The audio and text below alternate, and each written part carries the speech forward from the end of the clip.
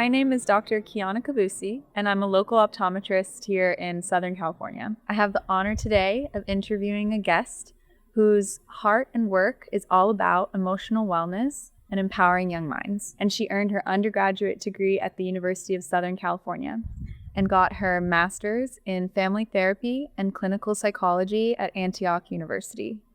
She has experience as a registered associate therapist, working with adults and children. Her clinical expertise and passion for helping others has now given her the opportunity to write a beautiful children's book. Introducing my good friend, Megan Berger. What a beautiful introduction. I am so honored to be here. Thank you. So tell us more about your book. What's the main message you want your readers to take away from it? So the message is actually quite simple. It's about teaching children how to have a strong core belief system that they are enough and that they are lovable just the way that they are. The book also teaches the importance of having a healthy self-talk, because the words that you tell yourself every day and those thoughts are some of the most important words you'll hear in your entire life.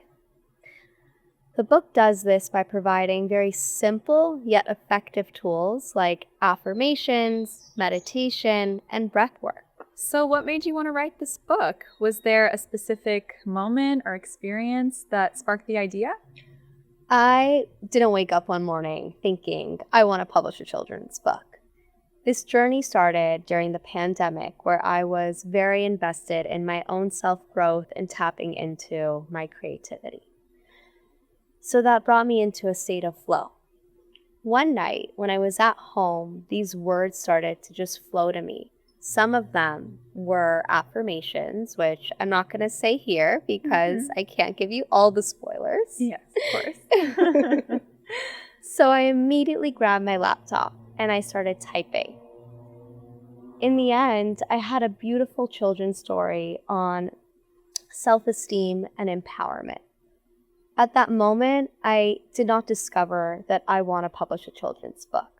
So I called a colleague of mine and I said to her, what happened? And she said, this is amazing. Why don't you read it to my son and see how he responds? So we got on a FaceTime. I did exactly that. He was so engaged. He said, Amazing. Yeah, and he said to me that this reminds me of the book that says, I think I can, I think I can. Oh, yeah. Which is the book, The Little Engine That Could. Love that book. That's when I realized that this has a potential to become a children's book. After reflecting on the process, I've realized that this was really my inner child, my younger self, guiding me with the words that I needed to be told when I was younger. It's beautiful. So can you share with us one of the biggest challenges you faced while writing this book? Holding myself accountable was the biggest challenge I had during this process. When I first came to the idea that I want to publish a children's book, life got so busy for me. I was in school studying for my master's program. I was working as a clinical therapist. I was dating. I got married. I moved. So much was going on in my life. And it dawned on me that I kept putting this book on the back burner. The reason why I wasn't prioritizing my children's book was this fear of failure. What if I put in all this time and energy and no one reads it?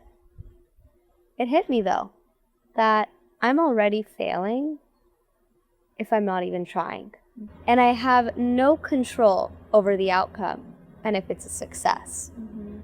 What I do have control over is holding myself accountable, publishing this children's book, and doing the best that I can, because I need to do this for me. It's so true. So I redefined how I view success and failure. And now, for me, success means publishing this children's book for my younger self, my inner child who needed these words when she was younger. So how did your experience as a therapist shape the inspiration behind this book?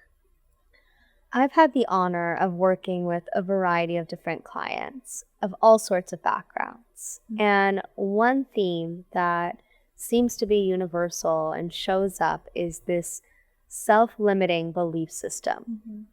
That is, I'm not enough, I'm not lovable, I'm not smart enough, I'm not attractive enough. And it often is rooted during childhood. It influences their decisions and their life choices.